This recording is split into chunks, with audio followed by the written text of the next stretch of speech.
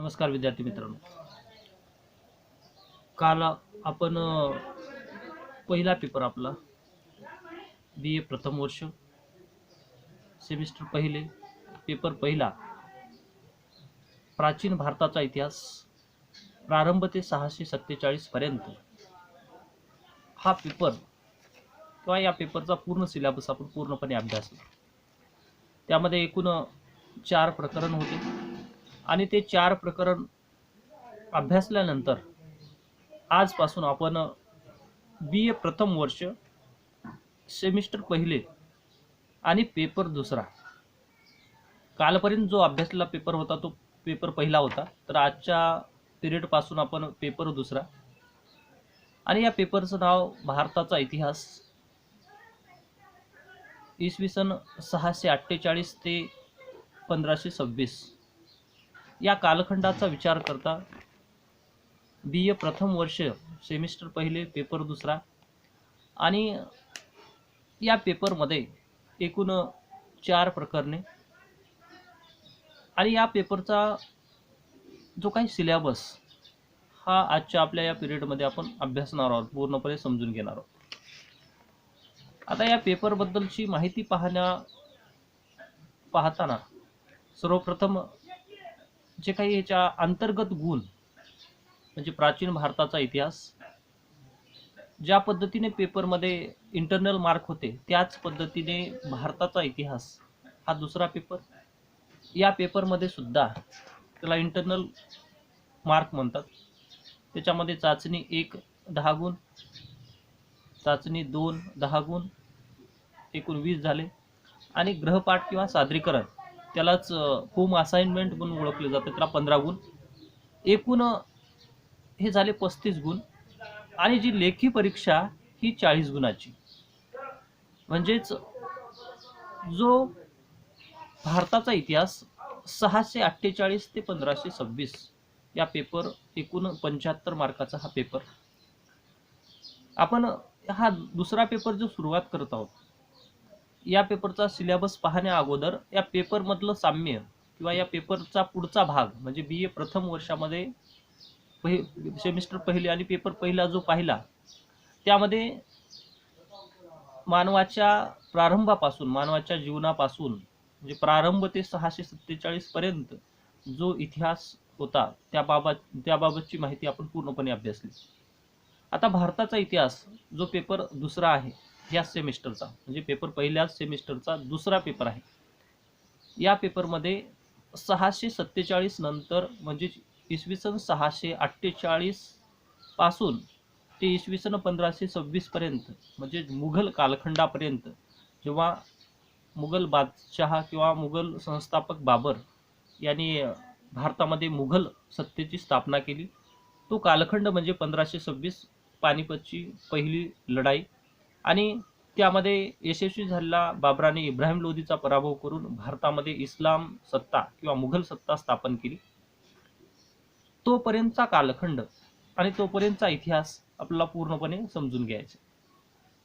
तर या भारताचा इतिहास या पेपरमध्ये आतापर्यंत आपण इसवी सन प्रारंभ ते 647 पर्यंत पूर्ण सिलेबस बघितला.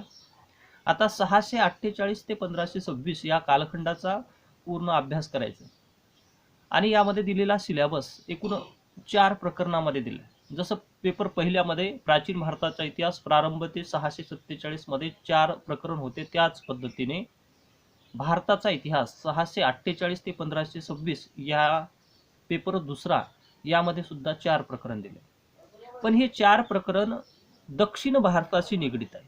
म्हणजे दक्षिण भारत म्हणजे आजच्या स्थितीमध्ये आपला महाराष्ट्र किंवा दक्षिणेचा प्रदेश जो उत्तरेचा प्रदेश आणि दक्षिणेचा प्रदेश असा विभागला गेला होता. त्यामध्ये दोन्ही प्रदेशामध्ये दक्षिण आणि उत्तर या दोन्ही प्रदेशाची माहिती समाविष्ट केलेला घटक म्हणजे भारताचा इतिहास. आणि ह्या भारताच्या इतिहासामध्ये सर्वप्रथम दक्षिण भारतातले काही राज्य किंवा राजसत्ता राजवंश यांची माहिती, त्याचबरोबर जे काही राजपूत घराणे म्हणजे उत्तरेतले जे काही गुजरात राजस्थान या भागातल्या प्रदेशाची माहिती सांगितली. एकूण 4 प्रकरण यामध्ये दिलेले आहेत.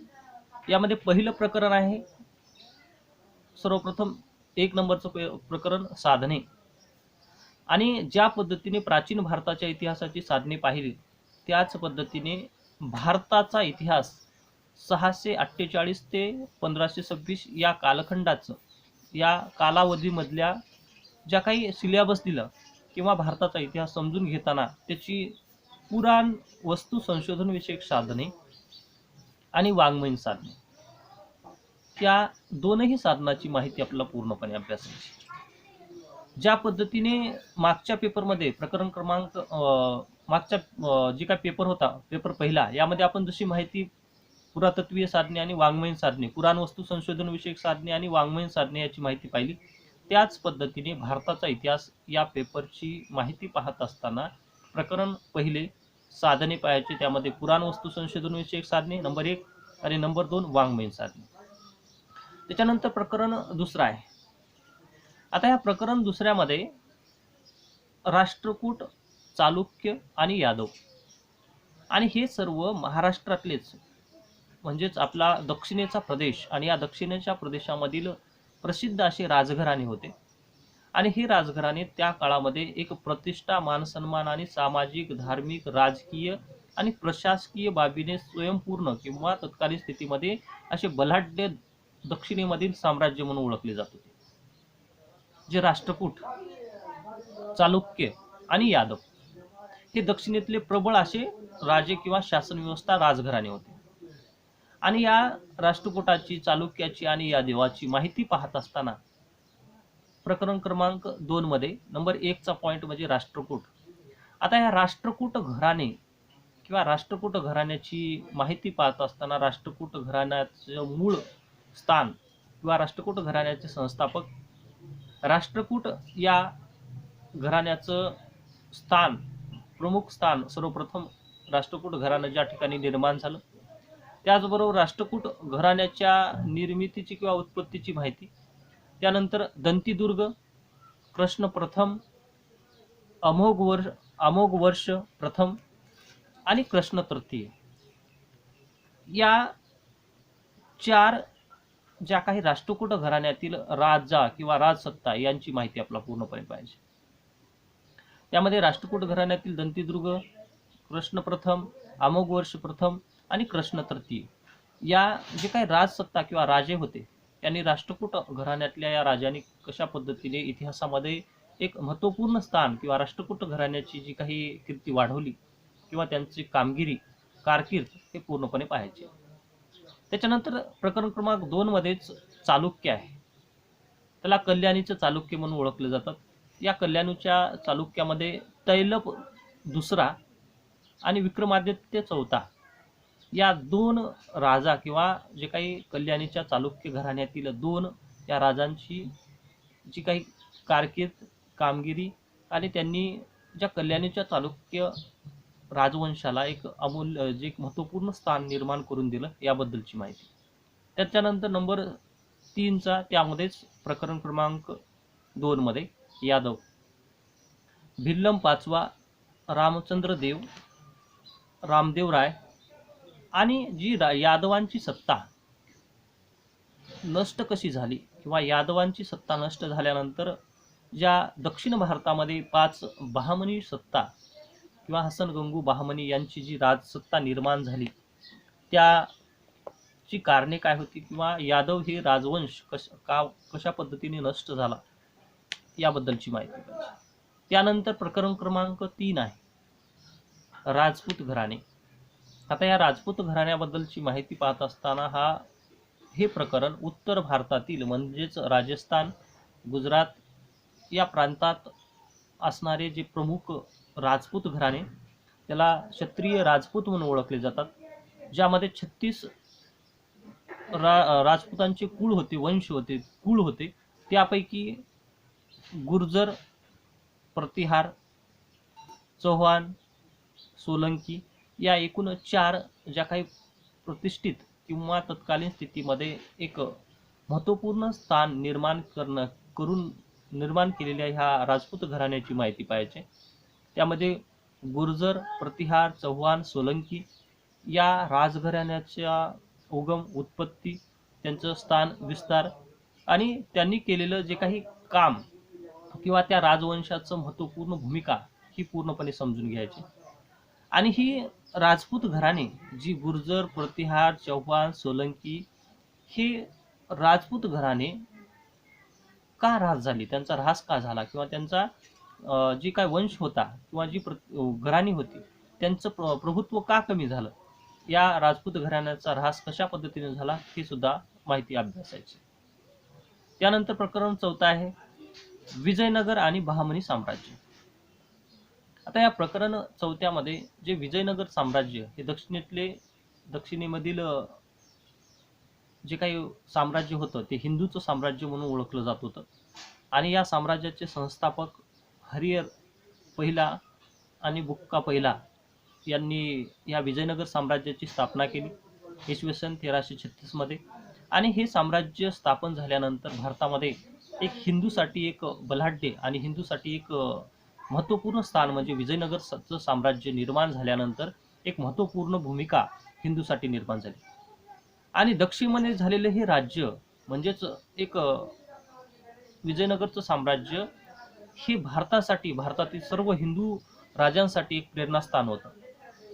आणि हरिहर पहिला आणि बुक्का पहिला या दोन भावांनी एक आपल्या इच्छाशक्तीच्या बळावर त्यांनी स्वतःचं राज्य निर्माण केलं. आणि हेच राज्य पुढे याच राज्याचा आदर्श घेऊन अन्य जे हिंदू राजे होते यांनी राजसत्ता गाजवण्यास प्रारंभ केला होता. आणि याच राजवंशातील कृष्णदेवराय यांनी विजयनगर साम्राज्याला एक महत्त्वपूर्ण स्थान निर्माण करून दिलं. आणि या विजयनगरच्या साम्राज्यामधील सर्वात कर्तबगार किंवा पराक्रमी शासक म्हणून कृष्णदेवराय यांना ओळखलं जातं.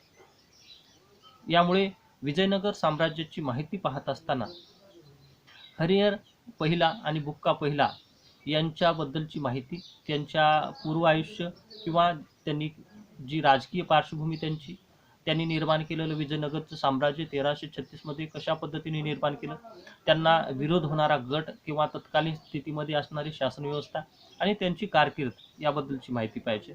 त्यानंतर कृष्णदेवराय आणि या कृष्णदेवरायाने विजयनगरच्या साम्राज्याला एक महत्त्वपूर्ण स्थान निर्माण करून दिलं.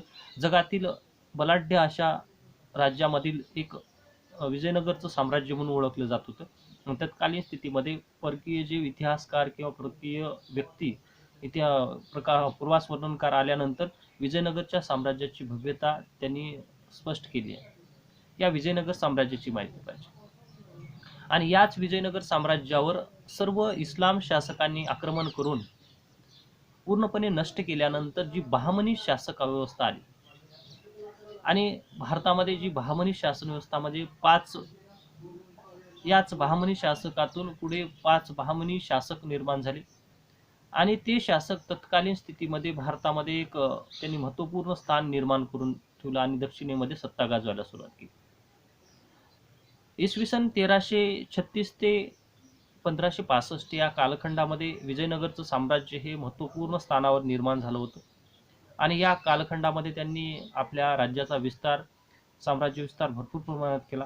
त्यामध्ये हरिहर, बुक्का आणि कृष्णदेवराय यांची भूमिका महत्त्वपूर्ण मानली जाते. आता ह्या विजयनगर साम्राज्यानंतर जे 5 बहामनी साम्राज्य किंवा बहामनी साम्राज्य जे निर्माण झालं इसवी सन 1346 ते 1518 मध्ये.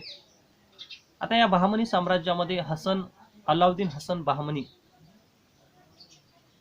मोहम्मद शहा म्हणजे अलाउद्दीन हसन बहामनी हा पहिला बहामनी साम्राज्याचा संस्थापक. त्यानंतर मोहम्मद शहा प्रथम, वजीर मुहम्मद गवान या महत्त्वपूर्ण 3 ज्या काही बहामनी साम्राज्यातील महत्त्वपूर्ण व्यक्तींची माहिती म्हणजेच इसवी सन 1346 ते 1518 या कालखंडामध्ये घडून गेलेल्या या 3 व्यक्तीची जो अलाउद्दीन हसन बहामनी ज्यांनी बहामनी साम्राज्य स्थापन केलं, मुहम्मद शहा प्रथम यांच्या कालखंडामध्ये हे बहामनी साम्राज्य वाढलं. आणि जो वजीर होता मुहम्मद गवान यांनी सुद्धा या साम्राज्य वाढवण्यासाठी कशी महत्त्वपूर्ण भूमिका बजावली याची माहिती पाहिजे. या 4 प्रकरणामध्ये जी माहिती पाहिजे ती भारताचा इतिहास. आणि या इतिहासामध्ये दक्षिण भारत आणि उत्तर भारत या दोनही ठिकाणच्या प्रमुख राजसत्ता ह्या इसवी सन 648 ते 1526 या कालखंडामध्ये त्यांनी एक महत्त्वपूर्ण भूमिका बजावली होती. तोच पेपर म्हणजे भारताचा इतिहास हे BA प्रथम वर्ष सेमिस्टर पहिले आणि पेपर दुसरा म्हणून या पेपरला ओळखलं जातं. आणि पुन्हा एकदा या पेपरचं नाव म्हणजे भारताचा इतिहास इसवी सन 648 ते 1526. म्हणजे आतापर्यंत आपण कालपर्यंतचा जो पेपर पाहत होतो ते प्रारंभ ते 647 पर्यंत होतं. आता 648 ते 1526 या कालखंडातला भारताचा जो इतिहास त्याच्यामध्ये 4 प्रकरण. ज्या पद्धतीने प्राचीन भारताचा इतिहास आतापर्यंत आपण अभ्यासत आलो कालच्या पिरियडपर्यंत, त्या पहिल्या प्रकरणामध्ये आपण साधने पाहिली, पुराणवस्तू संशोधन विषयक साधने, वाङ्मयीन साधने. या पद्धतीने म्हणजे त्या पेपरमध्ये जशा पद्धतीने साधने होती तीच साधने, पण भारताचा इतिहास 648 ते 1526 या कालखंडाचा इतिहास समजून घेण्यासाठी जी पुराणवस्तू संशोधन विषयक साधने त्या कालखंडामधली सापडली त्याचा अभ्यास करणे. त्याचबरोबर वाङ्मयीन साधने म्हणजे जी वाङ्मय किंवा जी काही ग्रंथ निर्मिती आहे त्या काळामधल्या राष्ट्रकूट, चालुक्य, यादव, राजपूत घराणे, विजयनगर आणि बहामनी साम्राज्य या सर्व साम्राज्याची माहिती ज्या ग्रंथामध्ये, ज्या लिखित साधनामध्ये सापडून येते त्या सर्वांचा अभ्यास करणे. त्याचबरोबर जी काही पुराण वस्तू संशोधन साधने म्हणजे त्या काळातल्या ज्या काही वास्तू, शिल्प, नाणी, ताम्रपट, शिलालेख यामध्ये जे काही मजकूर किंवा जे लिखित माहिती सापडली ती माहिती म्हणजेच तत्कालीन स्थितीचं जे काही संशोधनाचे साधनं आणि त्या आधारावरच आपण भारताचा इतिहास इसवी सन 648 ते 1526 या कालखंडाचा पूर्णपणे अभ्यास करणार आहोत. तर हे होतं एकूण 4 प्रकरण. या 4 प्रकरणाची माहिती आपण थोडक्यात आज पूर्ण सिलेबस पूर्णपणे समजून घेतला की भारताचा इतिहास सेमिस्टर पहिले आणि पेपर हा दुसरा आहे इसवी सन 648 ते 1526 मधला हा कालखंड. आता या पेपरचा सिलेबस मी तुम्हाला आपल्या ग्रुपवर टाकेल. त्याचबरोबर उद्याच्या पिरियडपासून आपल्या भारताचा इतिहास BA प्रथम वर्ष सेमिस्टर पहिले आणि पेपर दुसरा जो भारताचा इतिहास 648 ते 1526 या कालखंडाला सुरुवात करणार आहोत. त्यामध्ये सर्वप्रथम प्रकरण क्रमांक 1 साधने. त्यामध्ये आपण उद्याच्या पिरियडपासून साधने म्हणजे काय, त्याचबरोबर या साधनामधील पुराण वस्तू संशोधन विषयक साधने म्हणजे काय, त्याचबरोबर वाङ्मयीन साधने म्हणजे काय, त्याचबरोबर या साधनामध्ये पुराणवस्तू संशोधन विषयक साधनामध्ये कोणकोणते भाग येतात, त्याचबरोबर वाङ्मयीन साधनामध्ये कोणकोणते येतात, या सर्वांची माहिती म्हणजे उद्याच्या पिरियडपासून सुरुवात करणार आहोत.